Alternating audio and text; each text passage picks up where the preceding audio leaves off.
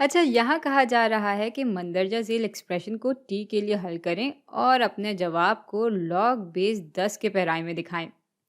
और यहाँ एक्सप्रेशन है कि 10 की ताकत 2t-3 बराबर है 7 के। भाई ये एक्सप्रेशन फ़िलहाल तो एक्सपोनेंट फॉर्म में है। तो सबसे पहला काम तो हम ये कर लेते हैं कि इसको लॉगैरिथम की शक्ल में ले आते हैं। तो लॉग की शक्ल में इसको लाएँगे तो ये हो जाएगा लॉग बेस 10 ऑफ़ 7 जो के बराबर होगा 2t-3 के।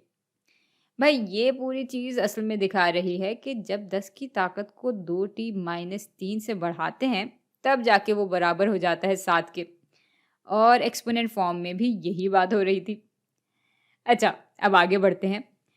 यहाँ t को अलग करना है तो हम सबसे पहले इक्वेशन के दोनों हिस्सों में 3 जमा कर देंगे। तो ये हिस्सा बराबर हो जाएगा लॉग बेस 10 ऑफ 7 जमा 3 के, और यहाँ 2t रह जाएगा। और अब t को बिल्कुल ही अलग करने के लिए हम इक्वेशन के दोनों हिस्सों को 2 से तकसीम भी कर देंगे।